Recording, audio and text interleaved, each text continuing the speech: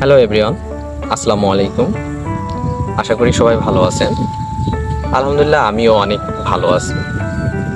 New Zealand story by SL চ্যানেলের পক্ষ থেকে আপনাদেরকে আবারও স্বাগতম। আজকে আবারও নতুন আরেকটি ভিডিও নিয়ে আপনাদের মাঝে হাজির হলাম। আশা করি ভিডিওটা আপনাদের ভালো লাগবে। আজকে আমি মূলত যে বিষয়টা নিয়ে আলোচনা করব সেটা হলো অ্যাব্রোডের ক্ষেত্রে আপনার ফার্স্ট স্টেপটা কি হওয়া উচিত।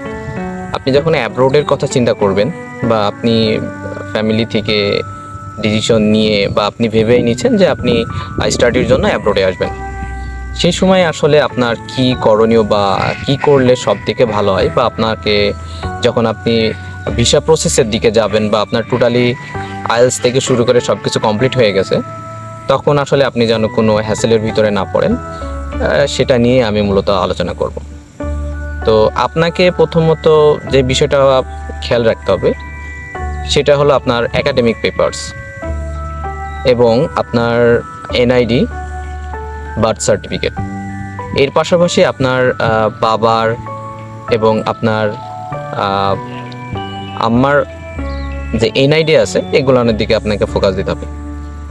লাইক আপনি এখানে দেখবেন আপনার বাবার নামের কোনো ভুল আছে কিনা, বা আপনার নামে কোনো ভুল আছে কিনা, বা সব পেপারসে নামগুলো সিমিলার কিনা। দেখা গেলো কোনো পেপারসে লাইক আপনার এসএসসিতে বাবার নামে মোহাম্মদ আছে কিন্তু এসএসসিটাই নাই, অথবা আপনার এনআইডিতে এসএসসি আছে কিন্তু আপনার সার্টিফিকেটে মোহাম্মদ নাই। সেক্ষেত্রে আসলে এগুলা পরবর্তীতে কোনো দেশ, মানে এগুলো আসলে মূলত দেশ ভেদে আপনার আসলে প্রবলেমগুলো ফেস করতে হয়। আবার কোনো সময় কোনো প্রবলেম না মনে করলেই আমি মনে করি যে কোনো প্রবলেম না, লাইক আপনি এটা তখন এভিডেভিটের মাধ্যমেও সমাধান করতে পারবেন।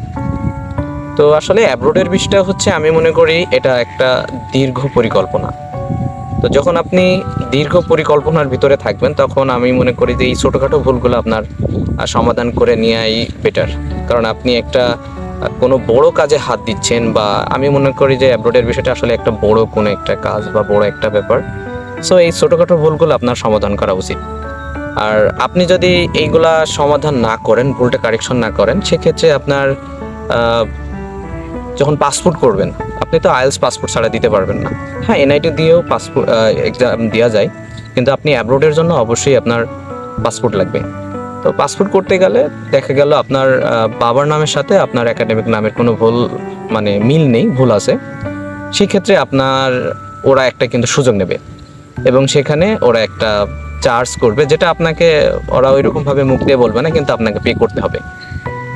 তো আমি মনে করি ওই টাকাটা দিয়ে যদি আপনি এই মানে ভুলটা সংশোধন করেন তাহলে এটা আপনার জন্য হেল্প হবে। এবং সার্টিফিকেট, এনআইডি, এই বিষয়গুলো আসলে সমাধান করাটা একটু সময় সাপেক্ষ বাংলাদেশের ব্যাপারে, যেটা আমার ক্ষেত্রে হয়েছে। তো আশা করি এই বিষয়গুলো আপনারা আগেই সমাধান করবেন।